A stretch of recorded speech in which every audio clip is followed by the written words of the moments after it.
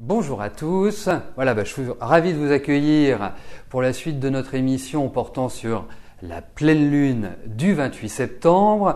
Donc nous allons découvrir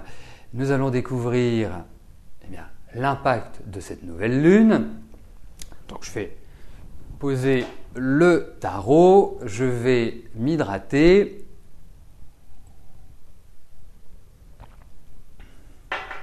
Et puis, voyons un petit peu quelles sont les forces en présence sur le plan astrologique.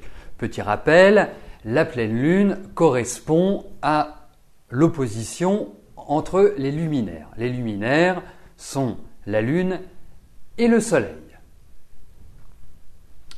Donc ça veut dire qu'elles sont dans des signes opposés. En l'occurrence, cette pleine lune a lieu avec le soleil en balance et la lune en bélier. Cette nouvelle lune, sur le plan du thème astral, parce qu'on dresse une carte du ciel de la pleine lune, se situe sur l'axe 2-8. L'axe de 8 est l'axe taureau-scorpion. Symboliquement, cet axe de 8 représente les valeurs matérielles et les transformations. Ensuite, nous regardons les maîtres de cette pleine lune. Les maîtres, ça signifie quoi? Ça signifie que dans chaque signe, vous avez une planète qui en a la maîtrise. Par exemple, le bélier, c'est Mars, le taureau, Vénus, Gémeaux, Mercure, etc., pour arriver jusqu'à la balance, qui est Vénus. Bon, il y a aussi Saturne, mais ça c'est le second maître. Ça c'était pour les puristes que je disais ça.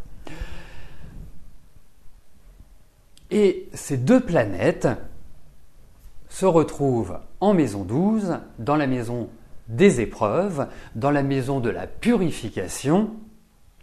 Sont conjointes, ça veut dire qu'elles sont l'une à côté de l'autre, en tout cas à une distance rapprochée, mais elles sont au lever. Que signifie une planète au lever? Ça signifie tout simplement qu'elle est proche de l'ascendant. Donc, elle peut être avant l'ascendant, quelques degrés avant l'ascendant, ou juste après l'ascendant. Et c'est ça que nous appelons une planète au lever. Dernier point, pour cette pleine lune, la lune est à son périgée. Le périgée de la lune signifie qu'elle est au plus proche possible de la Terre. Le contraire du périgée, c'est l'apogée, quand elle est la plus éloignée en distance de la Terre. Voilà, de poser les aspects et les éléments astrologiques. Venons-en à des aspects concrets. Que se passe-t-il? Qu'est-ce que cela apporte?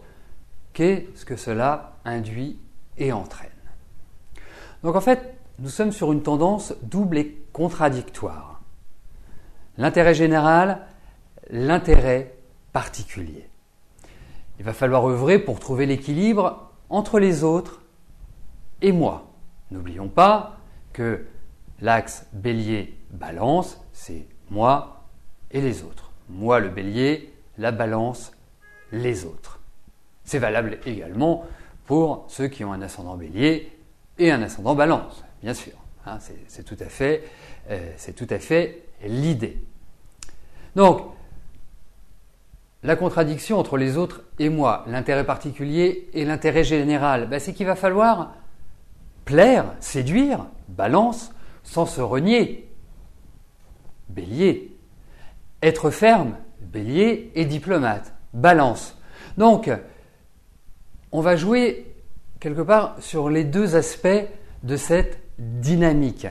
Il faudra bien réfléchir, bien peser le pour et le contre avant d'agir. Vous l'aurez compris, quand on parle des autres et de moi, ça signifie que le plan émotionnel va être dominant.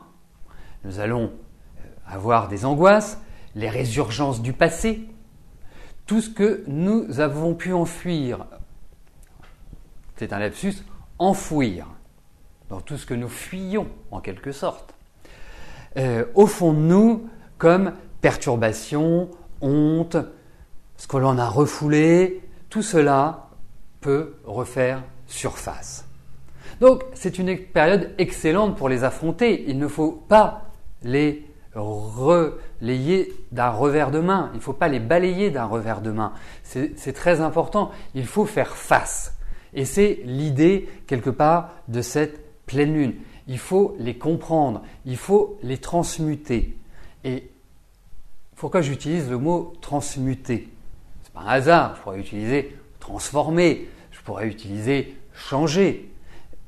L'idée de transmutation, c'était l'idée de transformer un métal quelconque en un métal noble. Au temps des alchimistes, c'était la représentation de l'or. Donc ça signifie que l'on doit intégrer, que l'on doit réellement assumer ce que l'on a fait pour justement pouvoir repartir sur des bases solides et saines. Et puis, on est sur une éclipse. Toute éclipse accroît les phénomènes de dépression, les phénomènes d'excitation ou de surexcitation. S'il y a des balances dans l'assistance, je pense que votre sommeil n'a pas été excellent ces 2 derniers jours, notamment ceux qui sont aussi ascendant balance, ceux qui sont bélier, cancer, capricorne, à de moindres mesures, mais qui ont ressenti, que ce soit dans leur signe ou que ce soit dans leur ascendant, je dirais, ces difficultés-là, qui ont un petit peu tiraillé la vie intérieure. Donc, en fait, c'est une phase très sensible qui pose de nouveaux jalons pour notre vie. Il faut rénover, il faut dépoussiérer. Alors après, c'est à chacun de décider de faire le pas, de franchir le cap ou pas. Est-ce qu'on est dans la progression ou est-ce qu'on est dans la stagnation? Alors, dans mon idée, la stagnation a toujours un effet de régression. Dans la vie, si on n'avance pas, on recule. C'est cette idée de stagnation. Voilà. Bon, très bien. Si les Sagittaires ont dormi comme des bébés, nous les saluons. Bien sûr, il y en a qui ont de la chance. Mais effectivement, ce sont vraiment des aspects. Moi, je vois autour de moi les balances, béliers, cancer et capricorne. Bon, j'ai pas mal de balances et de béliers. Ça a été, je dirais, ces derniers jours, une phase un petit peu compliquée, au niveau émotionnel, au niveau du sommeil, au niveau des ressentis. Ça n'a pas été simple. Donc j'ajouterai à cette intervention qu'à l'heure actuelle, nous avons Mercure qui est rétrograde et qu'il se retrouve directement en lien avec le Soleil et la Lune. Et je vous ai parlé, il y a une semaine, de Mercure rétrograde, de son impact. Mais là, je vais vous parler de son aspect positif, parce que une rétrogradation n'est pas que négative. Elle nous empêche de faire des choses, mais elle nous permet aussi d'en faire d'autres. Et là, justement, ça nous permet d'éclaircir l'horizon, de faire les choix en y réfléchissant bien, et de faire les choix intellectuellement, pas concrètement. Donc, il est important de profiter de cette période jusqu'au 12 octobre pour bien être lucide par rapport à soi, par rapport aux autres, ne pas être dans la complainte, ne pas être dans « c'est pas de ma faute », ne pas se dire « ah bah oui, je suis remonté contre lui, qu'est-ce qui s'est passé ?» Voilà, c'est toutes ces interrogations qui, je dirais, doivent être soulevées pendant les 12-13 jours qui viennent. Et vous verrez, à partir du 13 octobre, eh bien, comme si le puzzle allait se reconstituer. D'un puzzle où les pièces sont éclatées, vous allez pouvoir, à partir de cette période-là, retrouver une énergie, comme vous aurez trouvé les solutions, comme vous aurez intégré la plupart des difficultés, eh bien, la porte s'ouvrira pour que vous avanciez, que vous réalisiez vos projets et que vous preniez la direction que vous souhaitez. Voilà l'idée de cette pleine lune du 28 septembre 2015, aux alentours des 5 heures du matin. Alors, bien évidemment, ce sont ce que j'appelle des tendances générales. Ça veut dire que c'est une direction qui doit être prise par chacun de nous, avec plus ou moins de succès en fonction de son thème personnel, en fonction de la place des planètes dans votre thème, mais c'est l'idée que l'on doit se faire de cette pleine lune.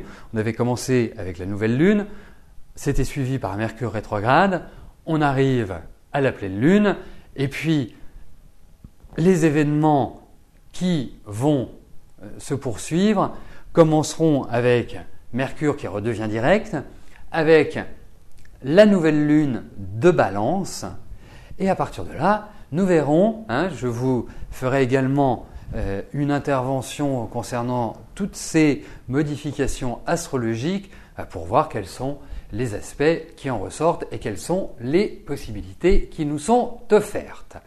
Voilà. Alors, nous allons terminer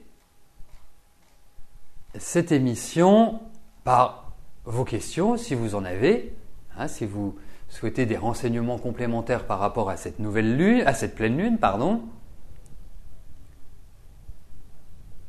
Les signes les plus affectés restent ce qu'on appelle les signes cardinaux, c'est-à-dire Balance, Bélier, Cancer et Capricorne. Voilà, ce sont ceux qui peuvent, je dirais, être plus sensibles à cette pleine lune. Et encore, il faudrait prendre, pour être vraiment très très précis, il faudrait prendre le premier décan de chacun de ces signes, mais également la fin du dernier décan, du troisième décan donc, de la Vierge, des Poissons, la Vierge, les Poissons, des Gémeaux et des Sagittaires. Voilà. Alors, quand on a le Bélier en axe intercepté dans l'ascendant, ça donne quoi? Alors, qu'est-ce qu'un axe intercepté? Déjà, il faut l'identifier. Un axe intercepté, cela signifie que vous n'avez pas de cuspide, de maison dans un signe. Je m'explique. Vous avez 12 signes, vous avez 12 maisons. Donc, logiquement, chaque maison va atterrir dans un signe.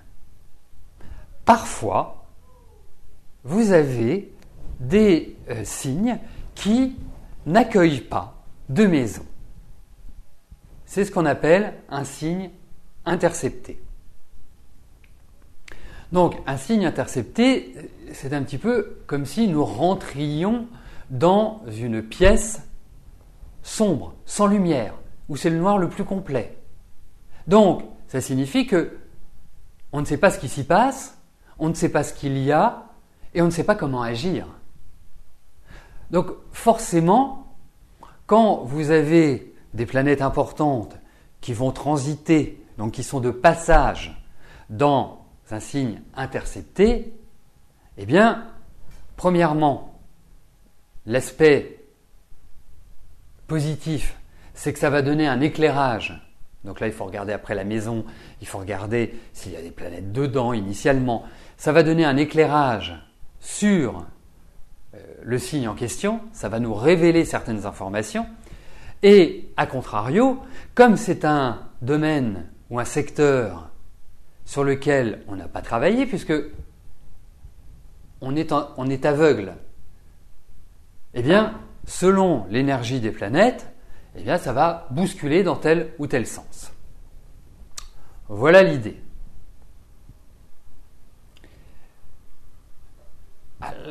Vous avez Jupiter intercepté. Bon, c'est presque l'interprétation d'un thème astral, Anisa. Ben, Jupiter, prenons symboliquement, et c'est ça qu'il faut faire. Jupiter en interception, Jupiter c'est le guide, Jupiter c'est l'ascension sociale, c'est la réussite sociale. Ce sont les honneurs.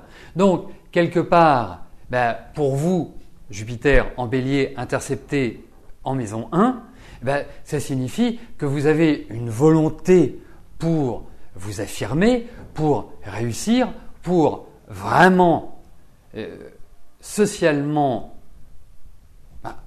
valoir quelque chose, si je puis me permettre. Et en même temps, c'est ne pas forcément avoir tous les moyens mis à votre service pour y arriver. Et ces moyens ne sont pas forcément liés aux rencontres que vous faites, elles peuvent être aussi liées à vous-même intrinsèquement par rapport, parce que Jupiter, comme c'est celui qui guide, en maison 1, c'est l'idée de « c'est moi le guide ». Donc en interception, je me guide, mais est-ce que je me guide bien? C'est ça la question.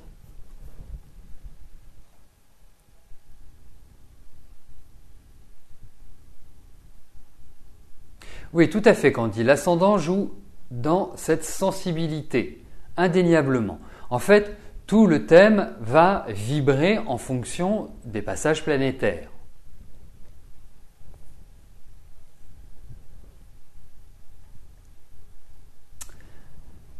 Alors,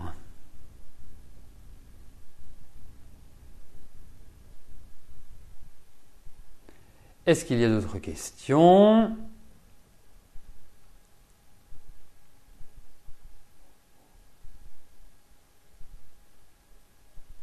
Mais effectivement,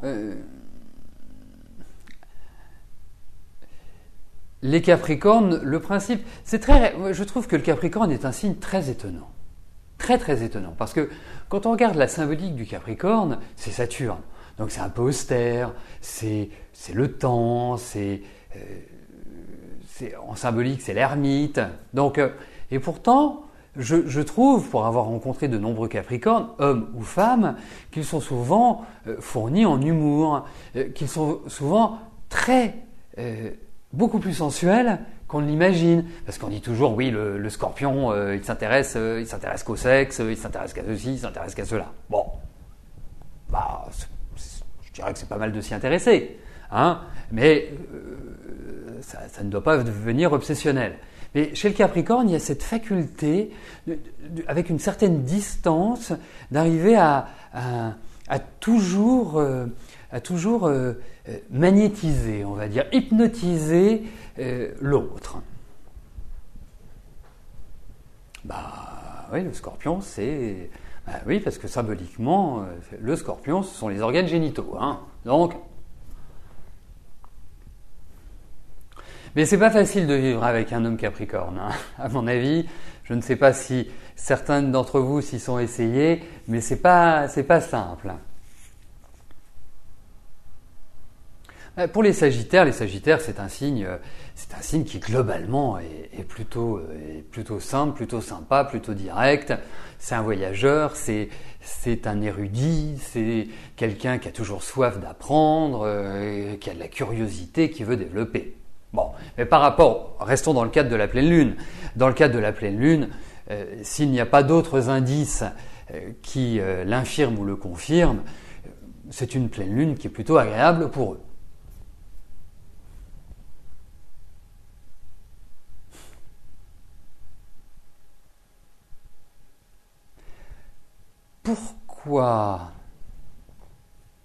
Pourquoi les lions ascendant taureau ainsi que les taureaux dorment très mal? Vous savez, il faut reprendre l'essence du signe. Par exemple, le lion est un signe de feu. Donc, les signes de feu sont toujours des signes qui sont en mouvement, qui ont toujours envie de faire des choses. Donc, forcément, le taureau, après, il ne faut peut-être pas généraliser, il y a plein d'autres éléments, il y a plein d'autres faits qui peuvent être pris en compte. Les taureaux, ce sont des personnes qui réfléchissent toujours énormément, en général, avant d'agir. Vous savez, ils posent la chose et ils se disent, voilà, maintenant on fait comment? Alors on fait comme ci, on fait comme ci. Ils ont une espèce de, comment dirais-je, de jauge qui détermine ce qu'ils doivent faire ou ce qu'ils ne doivent pas faire. Donc tout cela prend du temps. Donc forcément, il y a une idée de réflexion derrière le taureau. Le taureau est a priori un signe lent. Hein. Donc c'est... mais il y a, je vais vous dire une chose, je ne pense pas qu'il y ait un signe qui soit beaucoup plus susceptible de mal dormir. Je pense plus que c'est une association de facteurs astrologiques.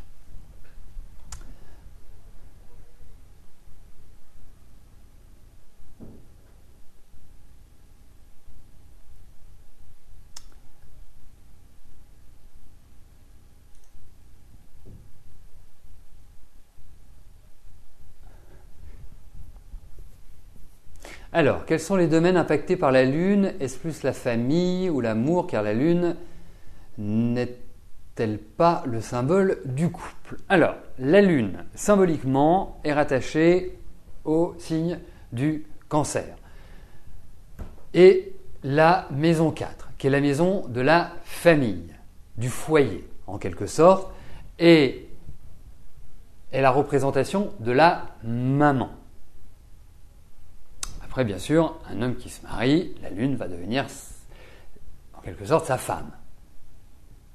Quand il n'est pas marié, on va regarder Vénus. Voilà. Donc, la Lune va régir nos émotions. Ça ne va pas régir notre affectif, ça va régir nos émotions. Donc, on peut bien évidemment retrouver l'idée du couple, tout à fait, mais principalement, c'est cela qui domine dans la Lune. Les émotions, ce qui ne se voit pas, ce qui est ressenti, ce qui n'est pas défini consciemment.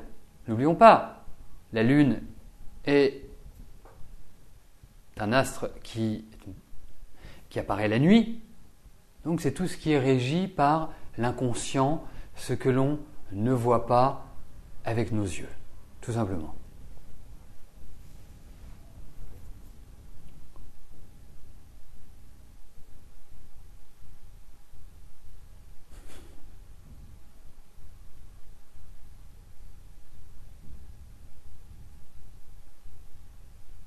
Alors vous voyez, alors je ne sais pas si Cathy est taureau, mais si c'est tout à fait une bonne définition du taureau. Je suis lente à l'action, mais quand j'ai pris une décision, je n'en déroge pas. Ça, c'est tout à fait une phrase qui correspond pile poil au taureau.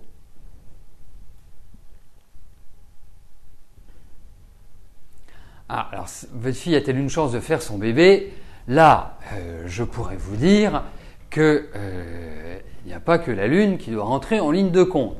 Et je ne peux pas vous le dire juste par rapport à une pleine Lune. Ça, ce sont des informations, des éléments que l'on pourra avoir à travers un thème astral ou à travers son thème numérologique, mais plus l'astrologie, je trouve. Alors, voilà. Mais effectivement, comme je parlais d'excitation ou de surexcitation, peut-être que l'envie sexuelle peut être plus importante sur une période comme ça, plus fougueuse, plus... voilà.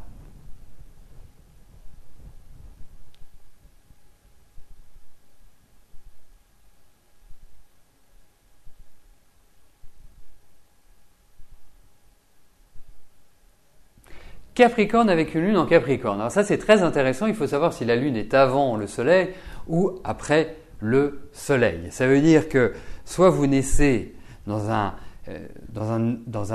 vieux cadran, qui veut dire vieux cadran veut dire vieille âme, ou soit si vous naissez avec la lune qui a dépassé le soleil, cela signifie que vous êtes né dans un jeune cadran, dans le cadran je dirais qui correspond au bébé, et là c'est une indication de jeunesse, une indication de vouloir aller tout azimut. Okay. Mais c'est intéressant. Parce que Je vous l'expliquerai un jour, les différents cadrans, mais il faudra, ça prend un peu de temps et c'est passionnant rien qu'avec ce cadran de savoir quelle est la dynamique. Pardonnez-moi, j'ai le nez qui pique, comme si quelqu'un voulait m'embrasser.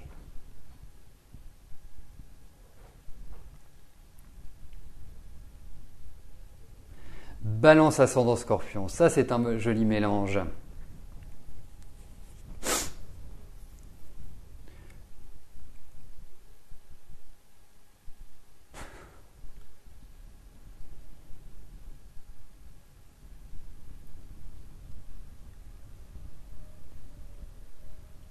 Bon, eh bien écoutez, il est 14h30. Voilà, nous avons abordé cette pleine lune. N'oubliez pas, réfléchissez, pesez bien les choses, prenez un papier, notez-les, voyez quelles sont les différentes solutions, possibilités. Hein. Il faut être tranquille en ce moment. Et d'ici une dizaine de jours, il faudra rebooster, mais ne vous inquiétez pas, je ferai une piqûre de rappel. Voilà, et bien écoutez, je vous souhaite une excellente journée et bien évidemment, nous nous retrouvons dès demain pour une nouvelle émission de Voyance en direct. Merci, bye bye. Oui, bien sûr, vous pourrez réécouter l'émission, vous pourrez réécouter l'intervention sur la pleine lune dès demain depuis la page d'accueil. Hein, ça c'est un acquis. Voilà, allez, bye bye. N'oubliez pas que du lundi au vendredi, à partir de 13h30, je réponds en direct à vos questions sur le site de l'émissiondevoyance.com et j'aborde avec vous tous les sujets qui vous tiennent à cœur.